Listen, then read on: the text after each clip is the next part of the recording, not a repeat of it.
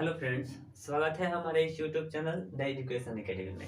Friends, railway NTPC के जो 20/1/2001 में शिफ्ट 1 में मैथ का जो क्वेश्चन पूछा हुआ था, आज हम उसको एनालिसिस करेंगे। और जो भी क्वेश्चन आपको दिखाई दे रहा होगा, पहले आप वीडियो को पॉज कर लीजिएगा और स्वयं से आप क्या करेंगे, सॉल्यूशन करेंगे। फिर इसको आप आगे बढ़ेंगे, इससे आपको बहुत ज़्यादा फायदा होगा। क्वेश्चन पहला दिया गया है कि निम्नलिखित में से कौन सी √5 √7 के बीच आने वाली एक परिमेय संख्या होगा। तो परिमेय संख्या कहते किसको है, तो जिसको p/q के रूप में लिखा जाता है, या अगर वर्गमूल के रूप में हो तो उसका पूर्ण रूप से वर्गमूल ज्ञात होना चाहिए, परिमेय संख्या कहलाता है। √5 का वैल्यू आप मुझे बताइए कितना होता है। तो इसको हम लोग नियर अबाउट यानी 2.2 बोल सकते हैं। दशमलव के 2.2 के आगे और भी होता है, लेकिन दशमलव के एक अंक तक अपना काम चल जाएगा यहाँ से। √7 का वैल्यू होता है 2.6। अब आप मुझे बताइए कि 2.2 और 2.6 के बीच क्या क्या हो सकता है। तो सर 2.3 हो सकता है, 2.4 हो सकता है, 2.5 हो सकता है, यही तो हो सकता है। अब भाई ऑप्शन से आप हल कर लीजिए। 4.1/5 को अगर हम डेसिमल में बताएं तो क्या होगा, 4 और दशमलव कितना हो जाएगा, 2 हो जाएगा। 1.1/5 को अगर डेसिमल में बोलेंगे तो 1 दशमलव क्या हो जाएगा, 2 हो जाएगा। 2.2/5 का मतलब क्या होगा, 2.4 हो जाएगा। 3.1/5 का मतलब होगा 3.2 हो जाएगा। क्वेश्चन से आप हल कर सकते हैं, अब बाई ऑप्शन से आप हल कर सकते हैं। देखिए 2.2 और 2.6 के बीच 2.4 भी है, और ये ऑप्शन नंबर सी पर आपको क्या दिखाई दे रहा है, बीच में आ जाएगा। क्यों? क्योंकि इस देखिए √5 का वैल्यू 2.2, √7 का वैल्यू 2.6 और इसके बीच 2.4 भी आता है, जो ऑप्शन नंबर ये आपको सी पर आ रहा है वैल्यू। तो इस क्वेश्चन को आप ऐसे बना लेंगे। चलिए क्वेश्चन नंबर 2 आपको स्क्रीन बोर्ड पर दिखाई दे रहा होगा। एक बार क्वेश्चन को आप स्वयं से हल करिए, फिर हम क्वेश्चन को देखते हैं।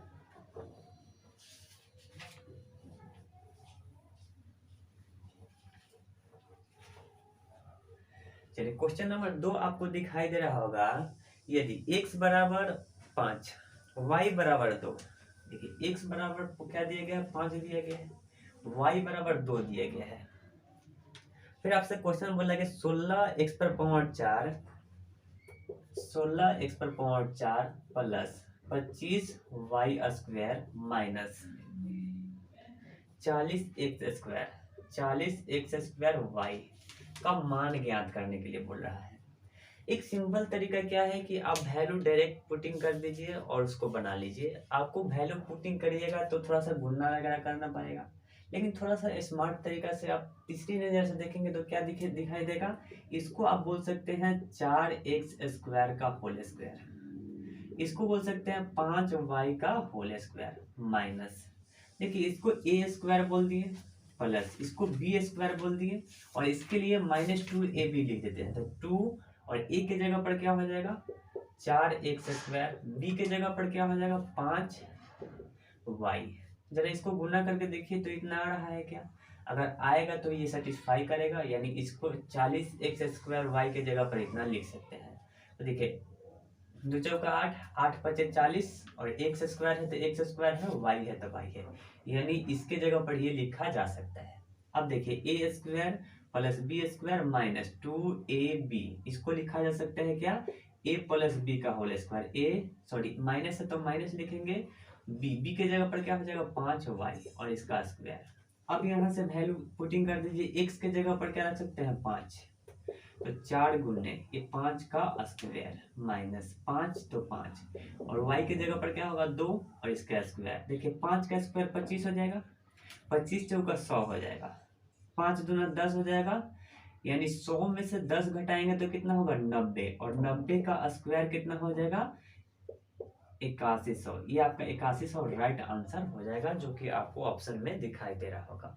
Okay friends, question number 2। अब एक यहाँ से देखिए x का वैल्यू क्या रख सकते हैं, यहाँ पे 5 रख सकते हैं, और यहाँ पे y के वैल्यू क्या रख सकते हैं, 2 रख सकते हैं। फिर x का वैल्यू यहाँ पे क्या हो जाएगा, 5, और y का वैल्यू क्या हो जाएगा, 2। फिर ये इसको आप हल करिएगा ना तो भी आपका आंसर कितना हो जाएगा, 8100 ही आएगा।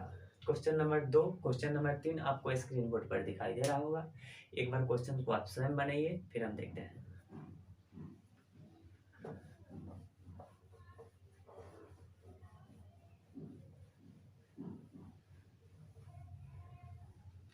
चलिए, क्वेश्चन आपको 3 बोल रहा है कि यदि माध्य कितना दिया गया है, माध्य का वैल्यू दिया गया है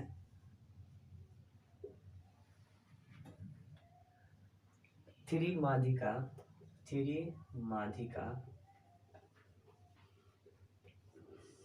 माइनस बहुलक और बट्टा में क्या दिए गए हैं, पी दिए गए हैं। ये आपको क्वेश्चन में दिए गया है अकॉर्डिंग टू क्वेश्चन। और आपसे क्वेश्चन बोला क्या है, तो P का मान क्या होगा, ये आपसे P का वैल्यू पूछा है। तो एक फार्मूला आप जानते हैं, क्या फार्मूला, देखिए माध्य माध्यिका बहुलक तीनों में एक रिलेशन होता है। क्या रिलेशन होता है सर, तो आप जानते हैं कि 2 माध्य इज इक्वल टू क्या होता है, 3 माध्यिका माइनस बहुलक और बट्टा में क्या होता है, 2 होता है। सॉरी, ये 2 नहीं होता है, आप इसको ऐसे लिखेंगे 2 माध्य इज इक्वल टू क्या होगा, 3 माध्यिका माइनस 2 बहुलक। और इस 2 को अगर हम बट्टा कर दे तो आप जानते होंगे कि इसको ऐसे देखा जा सकता है, माध्य इज इक्वल टू 3 माध्यिका माइनस बहुलक बट्टा 2 हो जाएगा। अब इसको हल कर लीजिए। देखिए, ये आपको माध्य का वैल्यू दिया गया है कितना, इतना दिया गया है, तो ये माध्य की जगह पर हम इतना लिख देंगे, यानी क्या हो जाएगा 3 माध्यिका और माइनस बहुलक बट्टा में क्या हो जाएगा, P हो जाएगा। और ये देखिए दिए गया है 3 माध्यिका माइनस बहुलक बट्टा में क्या हो जाएगा, 2 हो जाएगा। अब देखिए, ये अंश और अंश दोनों क्या है, बराबर है, ये क्या हो जाएगा, कैंसिल आउट हो जाएगा और P बराबर हो जाएगा, यानी क्या होगा, P इज इक्वल टू 2 हो जाएगा और P का वैल्यू आपका आंसर नंबर 2 हो जाएगा। आपको ऑप्शन में दिखाई दे रहा होगा। तो ओके फ्रेंड्स, इस क्वेश्चन को समझने में कोई भी तरह का प्रॉब्लम नहीं होना चाहिए। आप एक फार्मूला याद रखिएगा, क्या याद रखिएगा, माध्य बराबर 3 माध्यिका माइनस बहुलक अपॉन 2 हो जाएगा। उसी से हम लोग यूज करके इसमें P का वैल्यू ज्ञात कर दिए हैं। चलिए, नेक्स्ट क्वेश्चन, यानी क्वेश्चन नंबर आपको 4 दिखाई दे रहा होगा। एक बार क्वेश्चन को हल करिए, फिर हम क्वेश्चन को देखते हैं। सब क्वेश्चन कहीं ना कहीं आपके एग्जाम में पूछा हुआ है और इसको अच्छे से आप एनालिसिस करेंगे। देखिए, क्वेश्चन नंबर 4 बोल रहा है कि 10 सेवों के नमूने में एक सेव के औसतन भार को गणना 104 ग्राम के रूप में की गई थी। बाद में पाया गया कि कांटे ने प्रत्येक सेव का भार 20 ग्राम कम दिखाया था। उस नमूने में एक सेव का सही औसतन ज्ञात कीजिए। देखिए, ये क्वेश्चन बहुत ही इजी है, इस क्वेश्चन को बहुत तरीका से हल किया जा सकता है, लेकिन सिंपल तरीका हम आपको बता देते हैं। एक सेव का एवरेज ज्ञात करना है ना, तो क्या होगा, 104 और प्लस क्या हो जाएगा सर, यहाँ पे 10 सेव है ना, तो 10 गुने 20 अपॉन में क्या हो जाएगा, 10। यहाँ से इसको हल कर लीजिएगा तो क्या हो जाएगा, सॉरी यहाँ प्लस हो जाएगा ना, ये 0 से 0 कैंसिल आउट हो जाएगा, यानी क्या होगा 104 और प्लस में क्या हो जाएगा 20, यानी क्या हो जाएगा 124 ग्राम हो जाएगा। ये आपका राइट आंसर हो जाएगा। एक प्रत्येक यानी एक हो जाएगा। क्वेश्चन आपसे ये ना बोला है कि एक सेव का सही औसतन क्या हो जाएगा, तो 124 ग्राम आपका राइट आंसर, जो ऑप्शन नंबर बी पर दिखाई दे रहा है। इस क्वेश्चन को और भी तरीका से हल किया जा सकता है। देखिए, 10 सेव का नमूने में एक सेव का औसतन भार की गणना कितना दिया गया है, 104 ग्राम। अगर एक की बोला है तो 10 का कितना हो जाएगा, 10 1040 हो जाएगा। उसके बाद ये उसके बाद और बोला ना कि प्रत्येक सेव का 20 ग्राम कम दिखाया गया है। तो 20 ग्राम कम दिखाया गया है प्रत्येक, यानी एक का 20 ग्राम कम दिखाया गया है, तो 10 का कम कितना कम दिखाया जाएगा, तो 10 गुने 20 यानी 200 हो जाएगा। फिर इसका क्या कर लेंगे, एवरेज ज्ञात कर लेंगे। इससे भी क्वेश्चन का आंसर आपको इतना ही आएगा। ओके फ्रेंड, चलिए क्वेश्चन नंबर नेक्स्ट देखते हैं। नेक्स्ट क्या बोल रहा है, ध्यान से देखिए क्वेश्चन को। क्वेश्चन अगला बोला ना कि 14 सेंटीमीटर और 7 सेंटीमीटर की त्रिज्या वाले दो सेकेंडरी वृत्त के बीच घिरे छल्ले छल्ले जैसे आकार वाले क्षेत्र का क्षेत्रफल मुझे ज्ञात करना है। देखिए ये आपको दो वृत्त दिए गए, एक वृत्त दिया गया है ऐसा, ये मान लेते हैं कि छोटा वृत्त दिया गया है और छोटा वृत्त का त्रिज्या कितना है, 7 सेंटीमीटर है। और इस पर से एक और वृत्त दिए गए हैं, ये बड़ा वृत्त है, बड़ा वृत्त का त्रिज्या कितना हो जाएगा, 14 सेंटीमीटर हो जाएगा। अब ये जो वलय आकार का जो छल्ला बन रहा है ना, इसी का आपको क्या निकालना है, क्षेत्रफल निकालना है, इसका क्षेत्रफल निकालना है। ठीक, इसको मान लेते हैं कैपिटल आर, इसको मान लेते हैं स्मॉल आर। तो मुझे इसका क्षेत्रफल निकालना है, तो बड़ा वृत्त के एरिया में से छोटे वृत्त के एरिया को अगर घटा देंगे तो ये वाला एरिया निकल जाएगा, यानी छायांकित भाग का क्षेत्रफल क्या हो जाएगा, जो एरिया होगा छायांकित भाग का वो क्या हो जाएगा, बड़ा वृत्त का क्षेत्रफल माइनस छोटा वृत्त का क्षेत्रफल, यानी पाई आर। वृत्त का क्षेत्रफल तो पाई आर स्क्वायर ही होगा, लेकिन त्रिज्या कुछ अलग अलग दिए गए हैं, तो हम बड़ा वृत्त के लिए त्रिज्या आर मान लिए हैं, कैपिटल आर मान लिए हैं, और छोटा वृत्त के त्रिज्या के लिए हम स्मॉल आर मान लिए हैं। यहाँ से पाई कॉमन हो जाएगा, तो यहाँ क्या होगा, आर स्क्वायर माइनस छोटा आर स्क्वायर। अब बड़ा देखिए पाई और बड़ा आर का वैल्यू दिए गए है 14, 14 का स्क्वायर माइनस छोटा आर का वैल्यू दिया गया है 7, तो 7 का स्क्वायर हो जाएगा। यहाँ से क्या होगा, पाई के वैल्यू 22/7 रख सकते हैं। अब देखिए ए स्क्वायर माइनस बी स्क्वायर, तो ए प्लस बी, उसके बाद ए माइनस बी, यहाँ से क्या होगा 22/7। देखिए 14 और 7 होता है 21, और 14 में से 7 घटाइएगा तो क्या होगा, 7 होगा। यहाँ से देखिए 7 और 7 क्या होगा, कैंसिल हो जाएगा। अब इसको हल कर लीजिए, 22 को 21 से गुना करिएगा तो क्या हो जाएगा, 21 गुना करके देखिए 22 से कम का क्या होगा 22, तो 22 और कैरी कितना हो जाएगा, 2 हो जाएगा। 22 दूना का 44 और 2 कितना हो जाएगा 46, और आपको सेंटीमीटर स्क्वायर हो जाएगा। क्योंकि क्षेत्रफल निकालना है तो सेंटीमीटर स्क्वायर, ये 462 सेंटीमीटर स्क्वायर इसका राइट आंसर होगा। यानी ये छायांकित भाग यानी ये छल्ले का क्षेत्रफल कितना हो जाएगा, 462 सेंटीमीटर आपका आंसर हो जाएगा, सेंटीमीटर स्क्वायर। चलिए क्वेश्चन नंबर नेक्स्ट, इस क्वेश्चन को एक बार अच्छे से देख लीजिए, स्क्रीनशॉट लेना चाहते हैं तो स्क्रीनशॉट ले सकते हैं। क्वेश्चन नेक्स्ट आपको स्क्रीन बोर्ड पर दिखाई दे रहा होगा। ओके फ्रेंड्स, चलिए इसको रफ कर देते हैं।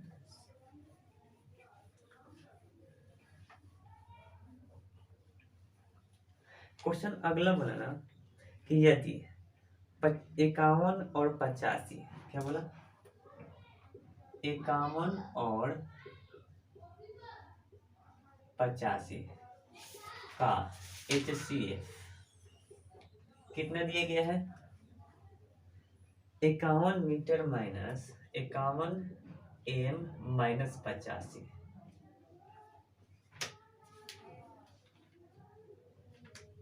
के रूप में निरूपित किया गया है, तो m का मान ज्ञात करना है। देखिए ये m का मान आपसे क्या बोला है, ज्ञात करिए, m का वैल्यू ज्ञात करिए। तो अब देखिए 51 और 85 का HCF इतना के रूप में दर्शाया गया है, पर 51 और 85 का HCF क्या होता है, तो आप जानते हैं कि 17 होता है। क्या होता है, 17, और इक्वल टू क्या हो जाएगा, 51 मीटर माइनस क्या होगा, 85 होगा। देखिए 51 और 85 का HCF 17 कैसे होगा, तो वैसे आप जानते हैं कि 51 को लिख सकते हैं 3 × 17, 17 के 51 हो जाएगा, और 85 को लिख सकते हैं 5 × 17, 17 5 का 85। देखिए HCF क्या होता है, तो HCF जो कॉमन होता है ना वही आपका HCF होता है, तो दोनों में कॉमन क्या है, 17 है, इसलिए HCF क्या हो जाएगा, 17 होगा। एलसीएम की बात करते तो क्या होता, तो 3 गुने 5 गुने 17, इसको आप गुना कर लेते हैं तो क्या होगा, एलसीएम हो जाता, और ये आपका एचसीएफ होगा। तो इसलिए हम 51 और 85 का एचसीएफ 17 लिखे हैं। अब यहाँ से एम का वैल्यू ज्ञात करना है, तो एम का वैल्यू ज्ञात कर दीजिए कैसे, तो ये 17 हो जाएगा, और ये 85 इधर आएगा तो प्लस में क्या होगा 85 हो जाएगा, और इज इक्वल टू क्या होगा 51 मीटर हो जाएगा। यहाँ से देखिए 85 और 17 को जोड़िएगा तो क्या हो जाएगा 102 हो जाएगा, और बराबर में क्या हो जाएगा 51 एम हो जाएगा। देखिए 51 से ये 2 बार में कट जाएगा, यानी एम का वैल्यू आप क्या देख रहे होंगे, तो एम का वैल्यू यहाँ पे 2 देख रहे होंगे, और एम का मान पूछा था तो एम का मान 2 हो जाएगा। ओके फ्रेंड्स, इस क्वेश्चन को आप देखिए, ये जस्ट लाइक आप एक इक्वेशन बन गया, समीकरण बन गया, यहाँ पे वैल्यू पुट करके भी बना सकते हैं। एम के जगह पर 1 रखिएगा, अगर ये सेटिस्फाई कर गया तो एम का मान 1 हो जाएगा। एम के जगह पर अगर 2 रखिएगा, इसको सेटिस्फाई कर गया तो भी आपका आंसर हो जाएगा। तो वैल्यू पुट से भी बना सकते हैं जब इक्वेशन रहे तब। Okay friends, question number next आपको स्क्रीन बोर्ड पर दिखाई दे रहा होगा। चलिए क्वेश्चन नेक्स्ट देखते हैं हम लोग।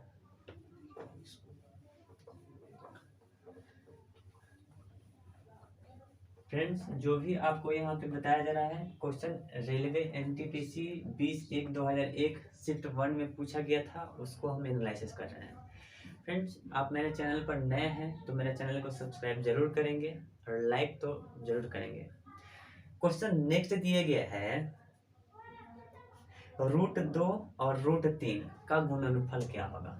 क्वेश्चन बोला ना कि √2 और √3 का गुणनफल यानी गुणना, इसका परिणाम क्या होगा। ऑप्शन में दिया गया है कभी कभी परिमेय संख्या और कभी कभी अपरिमेय संख्या। ऑप्शन 1 4 के बराबर, सी में दिया गया है परिमेय संख्या, डी में दिया गया है अपरिमेय संख्या। तो आप मुझे एक बात बताइए कि ये घातांक रूल से आप क्या जानते हैं। घातांक रूल से यही नहीं जानते हैं कि √a इंटू बी हो जाएगा।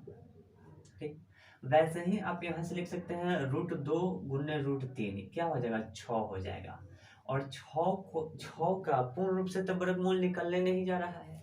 हम आपको परिमेय का परिभाषा यही बताए थे कि अगर रूट में रहे तो उसका पूर्ण रूप से वर्गमूल निकलना चाहिए, डेसिमल में नहीं। और अगर परिमेय की बात बोलते हैं तो p/q के रूप में भी रहना चाहिए।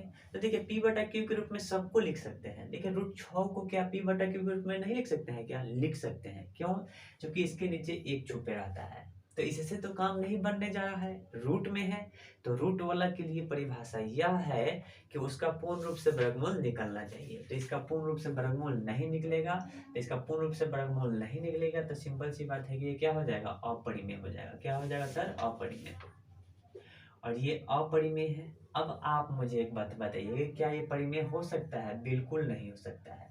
अपरिमेय हो सकता है तो पहला ऑप्शन तो होगा नहीं। 4 के बराबर है, बिल्कुल गलत है। परिमेय है, ये भी गलत है, अपरिमेय ही होगा। इसका राइट आंसर ऑप्शन डी पर अपरिमेय दिखाई दे रहा होगा। क्वेश्चन नेक्स्ट देखते हैं। चलिए इसका एक बार स्क्रीनशॉट ले सकते हैं। क्वेश्चन नेक्स्ट आपको यहाँ पे दिखाई दे रहा होगा। एक बार क्वेश्चन को अच्छे से पढ़ लीजिए, फिर आप मुझे फॉलो करिए। क्वेश्चन दिया गया है कि प्रथम 8 विषम प्रकृत संख्या का माध्य कितना होगा। तो एक फार्मूला आप जानते होंगे कि प्रथम बोला है या लगातार, वैसे बोल सकते हैं कि लगातार n विषम प्रकृत संख्या का माध्य क्या होता है, तो n ही होता है।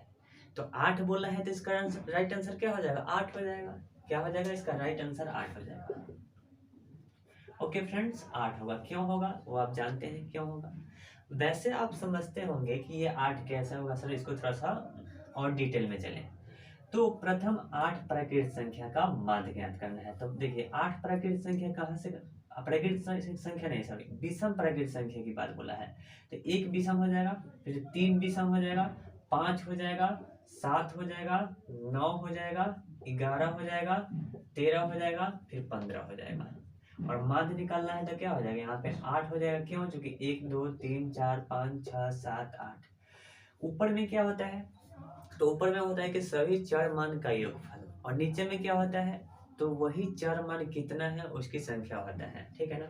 अब आप इसको जोड़ दीजिएगा तो क्या हो जाएगा 64, और बट्टा में क्या हो जाएगा 8, और 8 8 से कट जाएगा तो क्या हो जाएगा, ये आपका राइट आंसर क्या हो जाएगा 8 हो जाएगा। तो लगातार 8 विषम प्राकृत संख्या का माध्य हो जाएगा 8। वैसे ही अब क्वेश्चन बोलेगा कि लगातार 20 विषम प्राकृत संख्या का माध्य क्या होगा, तो 20 ही हो जाएगा। ओके ना, सम के लिए एक जोड़ देते हैं, वो आपको हम बताएंगे जब यहाँ पे पूर्ण रूप से चैप्टर के बारे में हम आपको बताएंगे, तो इसके बारे में पूरा अच्छे से बताएंगे कि लगातार n प्राकृत संख्या के माध्य क्या होता है। या आप ऐसे बोल सकते हैं लगातार n प्राकृत संख्या का योगफल क्या होता है, तो n इंटू n प्लस 1/2 होता है। लगातार n प्राकृत संख्या का लगातार n प्राकृत वर्गों का योगफल की बात बोले तो n into n plus 1 into 2n plus 1/6 होता है। और घन की योगफल बात बोले तो n इंटू n प्लस 1/2 का होल स्क्वायर होता है। ये सब हम बाद में आपको बताएंगे, फिलहाल आप इसको एक बार देख लें। चलिए क्वेश्चन नेक्स्ट आपको क्या बोल रहा है, ध्यान से देखिए। क्वेश्चन नेक्स्ट बोला ना कि यदि a प्लस बी बराबर 90 हो, ये आपको गिवन में दिया गया है कि a और प्लस b का वैल्यू दिया गया है 90, और आपको क्वेश्चन में दिया गया है साइन a का मान कितना, साइन a का मान दिया गया है 3/5। तब क्वेश्चन वालों ने आपसे बोला कि tan b का मान ज्ञात कीजिए। सर tan b का मान वाट, सिंपल सी बात है कि आप मुझे बताइए कि साइन का वैल्यू क्या होता है। साइन का जो मान फॉर्मूला होता है ना, वो लंब और बटा कर्ण होता है, यानी परपेंडिकुलर अपॉन हाइपोटेनियस होता है। यहाँ से बेस निकाल लीजिएगा, तो बेस निकालिएगा तो क्या होगा, h का स्क्वायर माइनस p का स्क्वायर, यानी 5 का स्क्वायर 25 और 3 का स्क्वायर 9। 25 में से 9 घटाइएगा तो कितना हो जाएगा 16, और 16 का वर्गमूल होता है 4, यानी b के वैल्यू यहाँ पे लिख सकते हैं 4। आपको यहाँ पे एंगल के रूप में दिए गए है a, और क्वेश्चन में बोला क्या है कि b के रूप में ज्ञात करिए। तो ये b के रूप में तो हम ये 4 और 3 और 5 के लिए तो वैल्यू पुट नहीं कर सकते हैं, क्योंकि यहाँ पे a रहता तो पुट करते हैं। तो इसको हम लोग क्या कर लेते हैं, a में कन्वर्ट कर लेते हैं। और कैसे करेंगे, तो यही आपको हेल्प में दिया गया है। तो यहाँ लिख सकते हैं 10, b के जगह पर लिख सकते हैं, b के जगह पर लिख सकते हैं 90 और माइनस a। तो 90 और माइनस में a हो जाएगा। यहाँ से क्या होगा, tan 90 माइनस a, ये हो जाएगा cot a, ठीक है ना। अब tan का होता है लंब बटा आधार, तो cot का क्या हो जाएगा, आधार बटा लंब। तो आधार के जगह पर यहाँ पे 4 दिया है, और लंब के जगह पर कितना दिया है, 3 दिया है, यानी आपका आंसर क्या होगा, 3/4 हो जाएगा। ओके फ्रेंड्स, इसको एक बार देख लीजिए। क्वेश्चन नंबर नेक्स्ट आप एक बार फिर से देखिए, अच्छे से देखिए, और आप इसको स्वयं पहले हल करिए।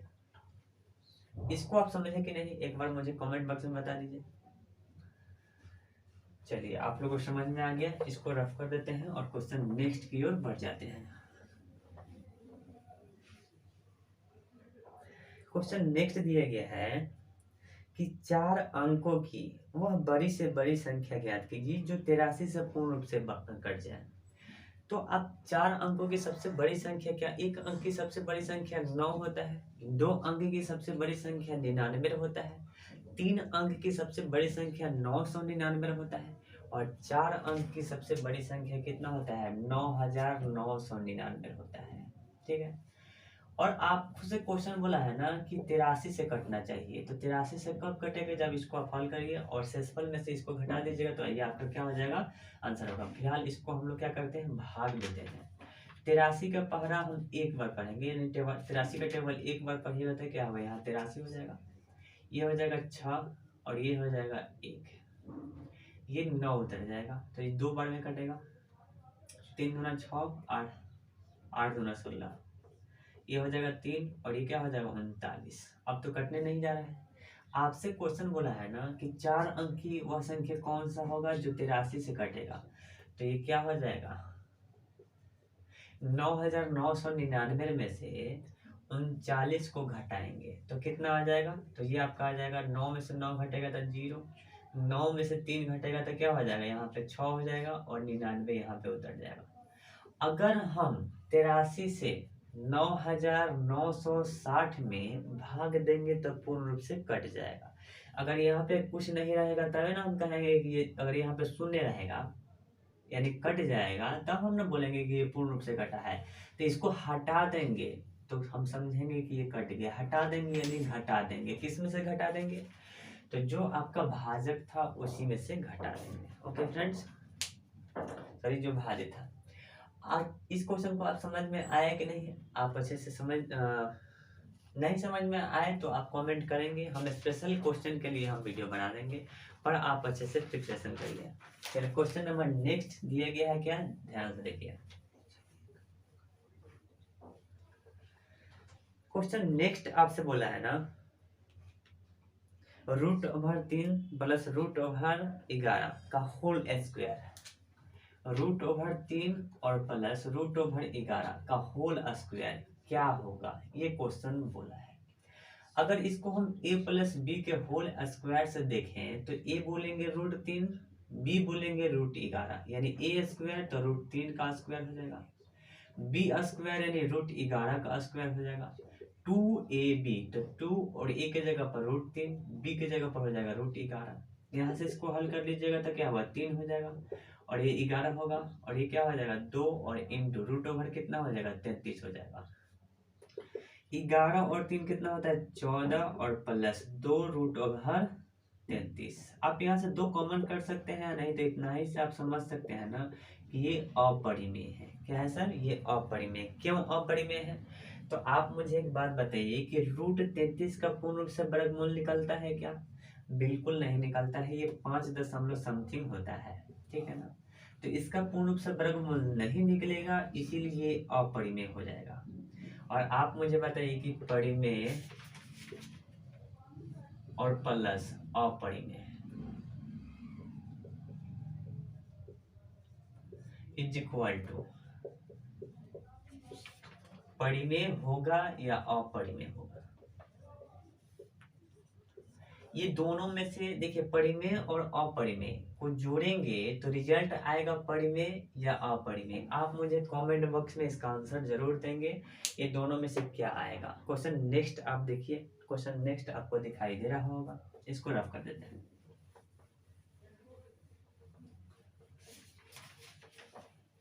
चलिए क्वेश्चन अगला आपको यहाँ पे दिखाई दे रहा होगा, 3/8 का दशमलव प्रसार दशमलव के कितने अंक बाद समाप्त होगा।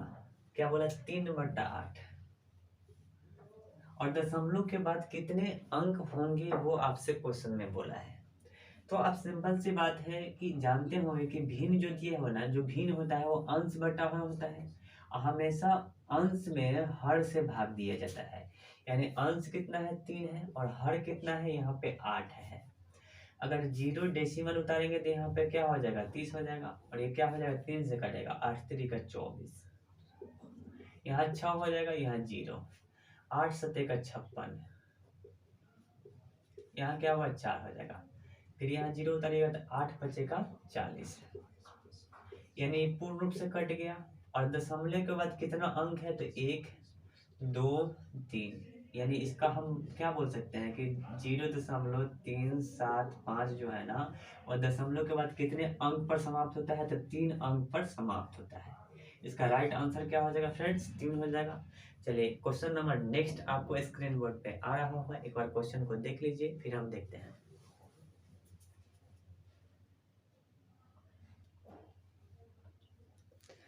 चलिए फ्रेंड्स, नेक्स्ट क्वेश्चन आप देख लिए होंगे। क्वेश्चन एक बार हम पढ़ देते हैं फिर आगे बढ़ते हैं। आप क्वेश्चन को हल कर लिए होंगे मुझे विश्वास है। कितने वर्षों में 1600 की राशि चक्रवृद्धि ब्याज की 15% वार्षिक दर पर 2116 हो जाएगा। कितने वर्ष, यानी आपसे क्वेश्चन में बोल क्या रहा है, यहाँ से बोल रहा है कि वर्ष यानी समय की वैल्यू पूछा है, ठीक है। और देखिए 1600 जो दिए गया है ना, वो आपको प्रिंसिपल दिया गया है, प्रिंसिपल का वैल्यू कितना दिया गया है 1600 दिया गया है, रेट का वैल्यू कितना दिया गया है 15% दिया गया है, और अमाउंट कितना दिया गया है तो अमाउंट दिया गया है 2116 दिया गया है। फिर आपसे क्या बोला है कि टाइम का वैल्यू क्या होगा, ठीक है ना। आप जानते होंगे कि एक चक्रवृद्धि ब्याज के रूप में एक फार्मूला पढ़े होंगे कि अमाउंट बराबर principal into 1 plus rate upon क्या होगा 100 और पर पाउंड क्या हो जाएगा टी हो जाएगा। ये बहुत अच्छा फार्मूला है। देखिए फार्मूला को हम लोग यूज करेंगे क्यों, क्योंकि आपको मालूम होना चाहिए कि जो भी ट्रिक बनता है या कंसेप्ट बनता है सब फार्मूला से ही निकल के आता है। तो हम ज़्यादातर फार्मूला को भी यूज कर लेंगे, और जहाँ तक इजी क्वेश्चन वे में आपको बनाने की बात हो तो ट्रिक को भी हम लोग यूज करेंगे। देखिए यहाँ पे क्या दिया गया है, अमाउंट का वैल्यू दिया गया है 2116 और इज इक्वल टू प्रिंसिपल का वैल्यू कितना दिया गया है, तो प्रिंसिपल का वैल्यू दिया गया है 1600 नहीं दिया गया है, बिल्कुल 1600 दिया गया है। और 1 प्लस आर के जगह पर क्या होगा 15 और बट्टा में क्या हो जाएगा 100 हो जाएगा, पर पावर टी हो जाएगा। यहाँ से हल कर लीजिए तो 2116 और ये इंटू ही इधर बट्टा हो जाएगा, कितना हो जाएगा 1600 इज इक्वल टू, इसको हल कर लीजिएगा तो ये 115 अपॉन कितना हो जाएगा 100 हो जाएगा, यानी 23 और बट्टा में कितना हो जाएगा 20, पर पावर कितना हो जाएगा टी हो जाएगा। देखिए 4 से कट रहा है, क्यों, देखिए 4 से कटने का रूल होता है कि अंतिम में 2 अंक को देखते हैं, अगर वो दोनों अंक 4 से कटे या दोनों 0 हो तो 4 से कटने का रूल होता है। तो देखिए दोनों तो 0 है ही, और ये दोनों क्या है, दोनों अंक जो है ना वो 4 से कटने वाला है। ये कितने हो जाएगा 4 से 400 हो जाएगा, और ये 4 से 400 का 4 पच्चे 20, 4 दूना 8, उसके बाद 4 नवा 36, यानी 529 हो जाएगा, और ये 400 हो जाएगा। अगर हम इस 529 को 23 का स्क्वायर लिखे तो कोई दिक्कत नहीं होना चाहिए आपको, हमको तो नहीं होगा पर आपको भी दिक्कत नहीं होना चाहिए। 400 है ना, तो इसको लिख सकते हैं 20 का स्क्वायर इक्वल टू क्या होगा 23 और बट्टा में कितना हो जाएगा 20, पर पावर टी हो जाएगा। ओके फ्रेंड्स, आप मुझे एक बात बताइए कि ए स्क्वायर अपॉन बी स्क्वायर, इसको क्या ए बट्टा बी का होल स्क्वायर लिखा जा सकता है क्या, बिल्कुल लिख सकते हैं। क्यों, क्योंकि फिर से ये ए स्क्वायर हो जाएगा और फिर से बी स्क्वायर होगा, तो इसी तरह क्या हो जाएगा 23 का स्क्वायर और बट्टा में कितना होगा 20 का स्क्वायर, यानी इसको लिख सकते हैं 23 बट्टा 20 का होल स्क्वायर। ओके फ्रेंड्स, आप एक रूल पढ़े होंगे घात और घातांक में कि ए पर पावर m बराबर ए पर पावर n, अगर जिस दिन आपको ऐसा दिखाई दे, जिस दिन यानी बेस और बेस बराबर हो तो पावर पावर भी क्या होता है बराबर हो जाता है, पावर पावर भी क्या होता है बराबर हो जाता है। तो देखिए ये बेस और ये बेस बराबर है तो पावर पावर बराबर हो जाएगा, यानी t का वैल्यू कितना होगा सर, t का वैल्यू 2 हो जाएगा, 2 यार सर का आंसर हो जाएगा। ओके फ्रेंड्स, आपको ये क्वेश्चन समझ में आया कि नहीं आया, आप रिप्लाई जरूर करेंगे। आगे क्वेश्चन हम लोग देखते हैं, क्वेश्चन नंबर नेक्स्ट आपको दिखाई दे रहा होगा, इसको ऑफ कर दिए। क्वेश्चन नेक्स्ट आप एक बार स्वयं पहले देखें, उसके बाद हम देखते हैं। क्वेश्चन नेक्स्ट बोला है ना कि निम्नलिखित में से कौन द्विघात समीकरण नहीं है। ये द्विघात समीकरण होता क्या है सर, तो द्विघात समीकरण किसे कहते हैं, तो जो भी आपको समीकरण लिखा रहेगा, देखिए यहाँ आप मान लेते हैं समीकरण कहते हैं किसको है, तो अगर जिस दिन आपको इक्वल टू दिखाई दे देगा वो समीकरण कहलाएगा। द्विघात समीकरण का व्यापक रूप की बात करें तो a x square plus b x plus c is equal to 0। अगर हम ये इक्वल टू 0 नहीं लिखें तो ये द्विघात बहुपद होगा, जिस दिन हम 0 इक्वल टू में ला देंगे ना वो द्विघात समीकरण हो जाएगा। यहाँ देखिए ए बी और सी ये तीनों क्या है, तो तीनों कोई ना कोई रियल नंबर है, क्या है रियल नंबर है। तो सर यहाँ पे एक्स क्या है, ये आपका एक्स वेरिएबल है, ठीक है ना, वेरिएबल यानी चर है। द्विघात समीकरण कहते हैं किसको है, तो देखिए वो जो एक्स स्क्वायर दिए गए है ना, एक्स दिए गए हैं वो वहाँ पे वाई स्क्वायर वाई भी दे सकता है, ठीक है ना, चर के रूप में समथिंग कुछ भी दे सकता है। और यहाँ पे जो नंबर्स होगा वो आपका रियल नंबर होगा। तो जो भी आपका वेरिएबल हो, वेरिएबल का पावर अगर पूर्ण संख्या हो, कौन संख्या हो पूर्ण संख्या, पूर्ण संख्या किसे कहते हैं, तो 0 1 2 3 डॉट डॉट टू इन्फिनिटी। अगर चर का पावर पूर्ण संख्या हो तो हम कहेंगे द्विघात समीकरण है। क्या ये द्विघात समीकरण है, आप मुझे स्वयं बता दीजिए। सर वो बहुपद होगा, अगर चर का पावर पूर्ण संख्या हो तो वो बहुपद होगा, और चर का पावर मैक्सिमम 2 हो और वो पूर्ण संख्या के रूप में हो तो वो द्विघात समीकरण होगा। ओके फ्रेंड्स, तो यह बात आपको याद रखिएगा। सॉरी, कभी कभी मिस्टेक हो जाए तो आप दिल पर नहीं लीजिएगा। देखिए ये एक्स स्क्वायर और ये एक्स, यहाँ पे पावर कितना है 1 है, और यहाँ पे पावर कितना है 2 है, और पावर मैक्सिमम चर का कितना है 2 है, इसलिए द्विघात कहलाएगा। अगर यहाँ ऐसा रहता ना तो इसको बोलते हैं रैखिक, यानी पावर 1 रहता तो इसको रैखिक। ऐसा ही यहाँ पे एक्स पर power 3 plus b x plus c रहता इक्वल टू 0, तो इसको बोलते हैं त्रिघात समीकरण। क्योंकि पावर यानी चर का अधिकतम मान कितना है 3 है। वैसे ही अब इसको हम लोग हल करेंगे। आपसे क्वेश्चन अब बोला क्या है, इसमें से बोला है कि कौन द्विघात समीकरण नहीं है। तो द्विघात समीकरण कब होगा, जब चर का अधिकतम मान 2 हो और पूर्ण संख्या के रूप में हो। देखिए अब ये ऑप्शन से इसको हम लोग बनाएंगे। पहला ऑप्शन दिया गया है m into 2m plus 3 is equal to m square plus 1। देखिए इसको गुणा करेगा तो क्या होगा 2m स्क्वायर प्लस 3m और इक्वल टू क्या होगा m स्क्वायर प्लस 1। यहाँ देखिए 2m स्क्वायर है, इधर आके एक m स्क्वायर घट जाएगा तो यहाँ पे m स्क्वायर और प्लस 3m और माइनस 1 इक्वल टू 0।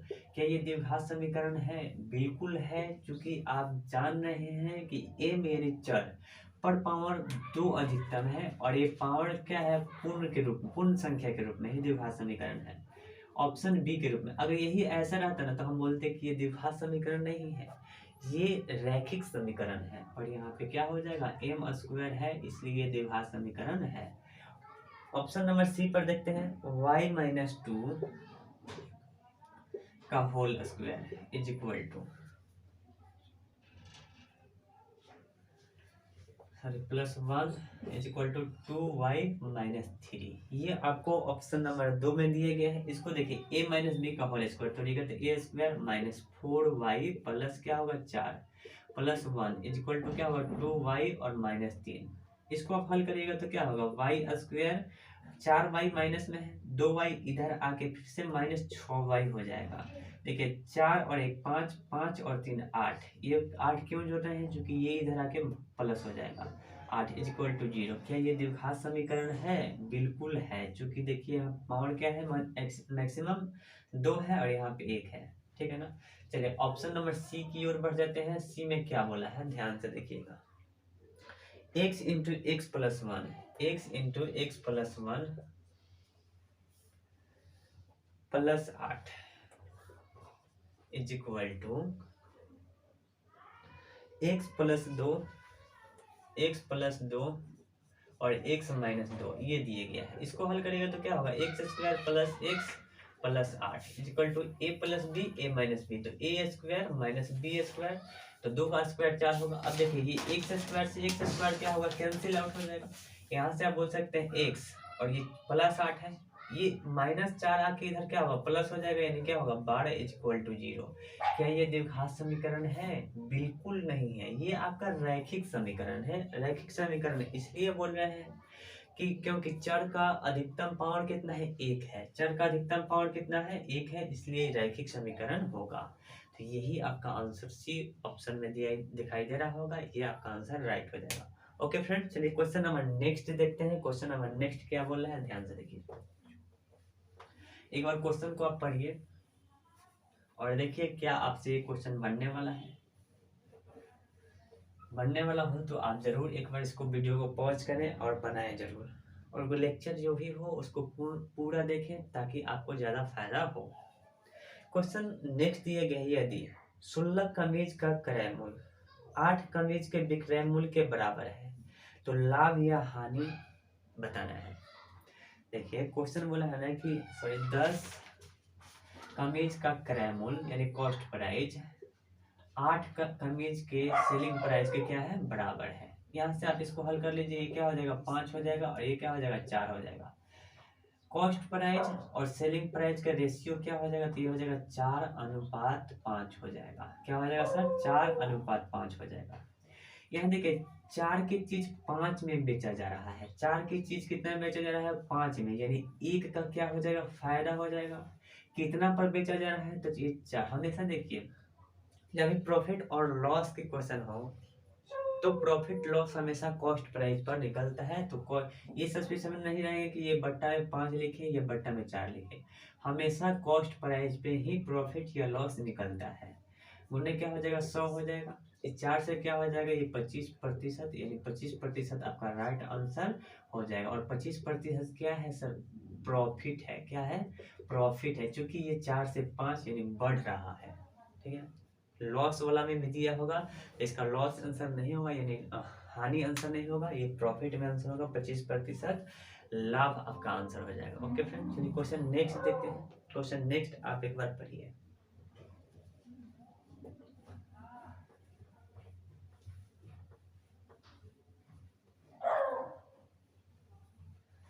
चलिए क्वेश्चन नेक्स्ट बोला है ना कि 0.23 पर बाढ़ एक डॉट डॉट है। क्या है सर, अपरिमेय है क्या, परिमेय है क्या, भाज्य है क्या, अभाज्य है क्या। तो 0.23 के पावर बार दिया गया है, ठीक है ना, या आप इसको रैकरिंग बोल सकते हैं। देखिए एक बार ब्रैकेट होता है, एक रैकरिंग होता है, इसको रैकरिंग ही समझिएगा आप। इसको अगर भिन्न के रूप में हम बोले तो क्या लिख सकते हैं, 23 और बट्टा में कितना हो जाएगा, 99 होगा। ये कैसा हुआ, एक एग्जाम्पल के माध्यम से हम आपको समझाएंगे कि ये कैसे हुआ, ठीक है ना। पर इसको इतना लिखा जा सकता है, कितना, 23/99 लिखा जा सकता है। 0.23 का रैकरिंग को 23/99 लिखा जा सकता है। अब आप इसको देख के बता सकते हैं कि सर ये परिमेय है, क्यों, चूंकि पूर्ण रूप से तो वर्गमूल के रूप में दिया नहीं है, ये p/q के रूप में दिया गया है, p/q के रूप में दिया गया है, इसलिए क्या हो जाएगा, परिमेय हो जाएगा। क्या हो जाएगा सर, परिमेय। इसका राइट आंसर क्या हो जाएगा, परिमेय। ऑप्शन नंबर कितना में दिखाई दे रहा है, तो ऑप्शन नंबर बी पर ही आपको दिखाई दे रहा है। ये कैसे आए, एक बार इसका स्क्रीनशॉट लीजिए, हम आपको बताते हैं ये कैसे आया। एक दो एग्जांपल लेके हम बताते हैं, और वो क्वेश्चन आपको एग्जाम में पूछा भी होगा। चलिए एक बार इसको स्क्रीनशॉट लीजिए। देखिए फ्रेंड्स, यहाँ पे हम कुछ एग्जाम्पल आपको समझाते हैं, और ये भी क्वेश्चन आपको एग्जाम में पूछा हुआ है। अगर ये आपको क्वेश्चन दे दिया हो और इसको भिन्न के रूप में निकालना हो तो कैसे निकालेंगे। तो सबसे पहले आप करेंगे क्या कि ये जो भी दिए गए हैं आप इसको लिख लीजिए, यानी 0.18 और घटा किसको दीजिए, तो घटाना आपको किसको है, तो जिस पर रेकरिंग है, कै गो पर रेकरिंग है, तो 8 पर रेकरिंग है। 8 कै गो है, एगो है, यानी 1 को घटा देंगे। और बट्टा में कितने पर रेकरिंग था, तो रेकरिंग 8 पर था, और 8 तो 1 हुई, 1 ही गिनेंगे, एक ही डिजिट है तो 1 9 लिखेंगे। और कितने पर रेकरिंग था, तो कितना पर रेकरिंग नहीं है, तो 1 पर रेकरिंग नहीं है, इसलिए यहाँ पे 1 0 लिखेंगे। एक बार फिर से समझिए, जो भी यहाँ पे संख्या दिया हो उस संख्या को पूरा लिख देंगे, ठीक है। और कितने अंक पर रेकरिंग है उतने अंक को घटा देंगे, ठीक है ना। तो यहाँ पे 1 को घटा दिए, और जितने पर रेकरिंग है उतना 9 लिखेंगे, तो 1 पर रेकरिंग था इसलिए 1 9 लिखे हैं। और जिस पर रेकरिंग नहीं था, कितना पर रेकरिंग नहीं था, 1 पर रेकरिंग नहीं था, तो 1 0 लिख दिए हैं। अब आप इसको 18 पढ़िएगा, और 18 में से 1 घटाइएगा तो क्या हो जाएगा 17, और बट्टा में क्या हो जाएगा 90 हो जाएगा। और ये आपका राइट आंसर भिन्न के रूप में हो जाएगा, जिसको हम लोग परिमेय कहेंगे। इस क्वेश्चन का आंसर आप मुझे कमेंट बॉक्स में बताएंगे, जरूर बताएंगे अगर आप समझे होंगे तो। चलिए इसको हम बता देते हैं, इसका कैसे होगा। सबसे पहले क्या लिख सकते हैं, 623। अब 0 पहले लिखे या ना लिखे कोई फर्क नहीं पड़ने जा रहा है। अब आप मुझे बताइए कि कितना पर रेकरिंग नहीं है, तो 6 पर रेकरिंग नहीं है, यहाँ पे 1 पर रेकरिंग नहीं था, यहाँ पे क्या हो जाएगा, सॉरी यहाँ पे क्या होगा, जिस पर रेकरिंग नहीं हो, क्या पर रेकरिंग नहीं है, 6 पर रेकरिंग नहीं है, 6 को घटा देंगे। कितना पर रेकरिंग है, तो 23 पर रेकरिंग है, 23 कै गो है अंक, तो 2 गो है, तो 2 को 9 लिख देंगे। और कितना पर रेकरिंग नहीं था, तो 1 पर रेकरिंग नहीं था, यानी 0 लिख देंगे। आप इसको हल करके आप मुझे कमेंट बॉक्स में आंसर बताएंगे। सॉरी फ्रेंड्स, अगर यहाँ पे कुछ बोलने में गलती हो गया होगा तो माफ कीजिएगा। यहाँ पे आप इसको अच्छे से समझे होंगे, एक बार फिर से समझा देते हैं कि इस पूरे संख्या को आप यहाँ लिखेंगे, 0 पहले लिखे या ना लिखे कोई फर्क नहीं पड़ता है। देखिए 6 पर रेकरिंग नहीं था, 6 को घटा देंगे। अगर यहाँ पे 1 रहता तो 16 पर रेकरिंग नहीं रहता तो 16 को घटा देते, इसी तरह यहाँ पे 6 पर रेकरिंग नहीं था, 6 को घटा दिए। 2 अंक पर रेकरिंग था तो बट्टा में 2 गो 9 लिखेंगे, बट्टा में 2 गो 9 लिखेंगे। और कितने पर रेकरिंग नहीं था तो 1 पर रेकरिंग नहीं था, तो ये 2 9 के बाद 1 0 बैठा देंगे। इसको हल करके आप मुझे आंसर कमेंट करेंगे। चलिए फ्रेंड्स, क्वेश्चन नंबर नेक्स्ट की ओर बढ़ते हैं। क्वेश्चन नंबर नेक्स्ट क्या दिया गया है, ध्यान से देखिए। आपको स्क्रीन बोर्ड पे क्वेश्चन यहाँ पे दिखाई दे रहा होगा। हाँ, क्वेश्चन बोला है ना कि यदि किसी बिल की राशि में 10% की कमी हो जाती है, और फिर क्वेश्चन बोला तो 279 रुपया भुगतान किया जाता है, तो मूल बिल कितना में होगा। यानी आपसे कॉस्ट प्राइस पूछ रहा है। क्वेश्चन बोला फिर से एक बार समझ लीजिए, 10% कमी पर कितना रुपए में बेचा जा रहा है, कितना प्रतिशत कितना रुपए में भुगतान किया जा रहा है, तो 279। 10%, कोई भी चीज 100 होता है, अपने आप में 100 होता है। अगर 10% कटौती कर दीजिएगा तो कितना हो जाएगा, 90 हो जाएगा। और ये 90 की चीज कितना में दे रहा है, 279। ठीक है, तो आपसे 100 का वैल्यू पूछ रहा है। क्यों 100? क्योंकि कुल आपसे पूछा है, यानी कॉस्ट पे मूल बिल कितना होगा, यानी 100 का वैल्यू पूछ रहा है। यहाँ से हल कर लीजिए। देखिए 0 से 0 कट जाएगा, 9 इकाई का 9 हो जाएगा, और 9 3 का 27, 9 1 9। 1 का वैल्यू 31 है, तो 10 का वैल्यू हो जाएगा 310। ये आपका राइट आंसर होगा, और ऑप्शन में आपको दिखाई दे रहा होगा, ऑप्शन सी पर 310 हो जाएगा। ओके फ्रेंड्स, ये समझ में आया कि नहीं? फिर से एक बार समझ लीजिए। 10% की कटौती पर कितना भुगतान किया जा रहा है, तो 279 में भुगतान किया जा रहा है। तो आपसे 100 का वैल्यू पूछ रहा था, तो 100 का वैल्यू कितना हो जाएगा, 310 हो जाएगा। और भी इस क्वेश्चन को और भी तरीका है हल करने का, लेकिन सबसे अच्छा तरीका है इसको हल, ये तरीका है। चलिए ओके, आपसे अगला क्वेश्चन क्या बोल रहा है, एक बार क्वेश्चन को जरूर देखें और पढ़ें पहले आप। क्वेश्चन नेक्स्ट बोला है ना, 400 मीटर लंबी एक ट्रेन 60 किलोमीटर प्रति आवर की चाल से यात्रा कर रही है। उसके बाद 600 मीटर लंबे पुल को पार करने में इसे कितना समय लगेगा। पुल को पार करने में कितना समय लगेगा, पुल को पार करने में कितना समय लगेगा, कितना समय, समय यानी टाइम पूछ रहा है। चाल बराबर क्या होता है, दूरी अपॉन समय। चाल बराबर क्या होता है, यहाँ पे आप जानते देखिए, चाल बराबर होता है दूरी और बट्टा क्या होता है, समय होता है। तो यहाँ समय बराबर क्या हो जाएगा, समय बराबर हो जाएगा दूरी और बट्टा में चाल हो जाएगा। तो देखिए कुल दूरी जो होगा ना, वो आपको यहाँ पे कोई पुल को पार कर रहा है, तो पुल को पार कर रहा है तो क्या हो जाएगा, ये जुटेगा। 400 प्लस कितना हो जाएगा, 400 मीटर प्लस 600 मीटर, और बट्टा में कितना हो जाएगा, चाल कितना है, तो कितनी चाल से चल रहा है, तो 60 किलोमीटर, 60 किलोमीटर प्रति घंटा की चाल से चल रहा है। बस इसको हल करिएगा, आपका पुल को पार करने में समय निकल जाएगा। कितना समय में, देखिए ये क्या हो जाएगा, 1000 मीटर होगा, और बट्टा क्या हो जाएगा 60। इसको मीटर प्रति और सेकंड में बदलेंगे तो क्या हो जाएगा, 5/18, और यहाँ पे कितना हो जाएगा, मीटर प्रति सेकंड। यहाँ मीटर से मीटर कैंसिल हो जाएगा। अब इसको हल कर लीजिए। देखिए ये 1000 और गुणने कितना होगा, ये 18 ऊपर चल जाएगा, तो और गुणने में 18 हो जाएगा, और ये क्या होगा 60, गुणने कितना हो जाएगा 5। देखिए 0 से 0 कट जाएगा, और ये 6 से 3 बार में कटेगा, और ये 5 से 20 बार में कटेगा, और ये सेकंड में आएगा। कितना में आएगा, सेकंड में। यानी क्या होगा, 20 गुने 3 यानी 60 सेकंड आपका राइट आंसर हो जाएगा।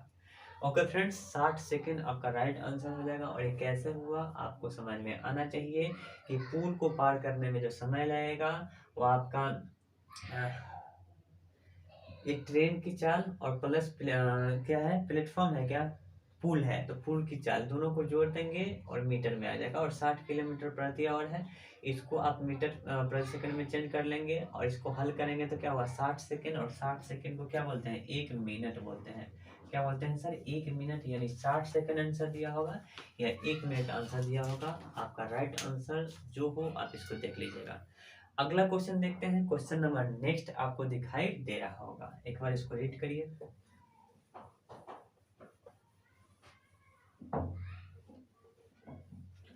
चलिए क्वेश्चन को आप देख लिए होंगे। क्वेश्चन क्या बोला है ध्यान से देखिए। उस घन का आयतन क्या होगा जिसका कुल पृष्ठ क्षेत्रफल 1944 सेंटीमीटर स्क्वायर दिया गया है। तो घन का कुल पृष्ठ क्षेत्रफल क्या होता है सर? घन का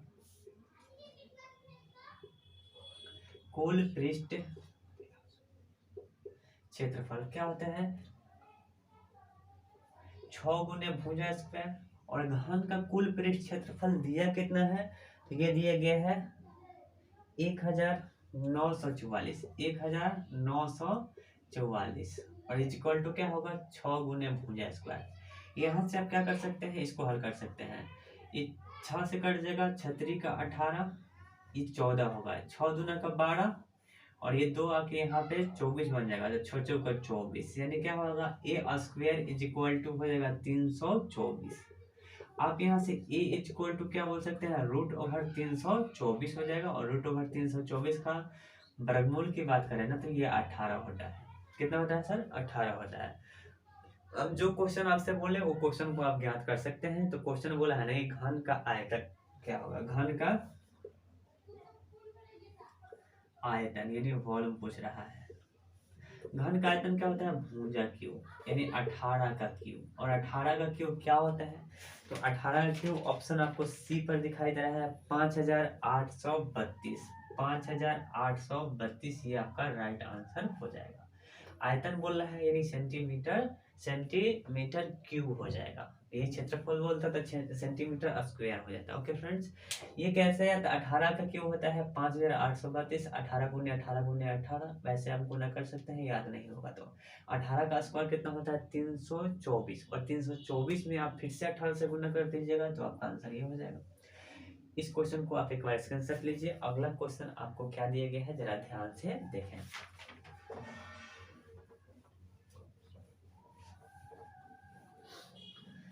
देखिए फ्रेंड्स, अगला क्वेश्चन यहाँ पे क्या दिया गया है कि एक संख्या में पहले 5% की कमी कर दिया गया है और फिर उसके बाद 5% का वृद्धि कर दिया गया है। तो शुद्ध वृद्धि या कमी कितनी होगी? ये क्वेश्चन बोला है। पहले तो 5% का क्या कर दिया गया है? कटौती कर दिया गया है। उसके बाद 5% का क्या कर दिया है? वृद्धि कर दिया गया है। तो एक फार्मूला आप जानते हैं a plus B plus A B upon 100। ये फार्मूला को यहाँ पे अप्लाई करेंगे तो देखिए ये a की जगह पर -5 तो -5, b की जगह पर क्या होगा? +5 और प्लस और माइनस प्लस माइनस क्या होगा? माइनस होगा। कैसे? तो यहाँ देखिए प्लस को लिख दिए और a की जगह पर -5 और गुणने b की जगह पर क्या होगा? +5 तो 5 और बटा में क्या होगा? 100 होगा। यहाँ से 5 से 5 कैंसिल आउट हो जाएगा। देखिए माइनस है और यहाँ प्लस है तो प्लस गुने माइनस माइनस और फिर ये माइनस को प्लस से गुना करेंगे तो माइनस। देखिए 25 हो जाएगा और 25 चौका 100 यानी क्या होगा? -1/4 होगा और -1/4 यानी क्या होगा? ये -0.25% और ये माइनस हमेशा लॉस को इंडिकेट करता है। किसको इंडिकेट करता है? लॉस यानी हानि को इंडिकेट करेगा।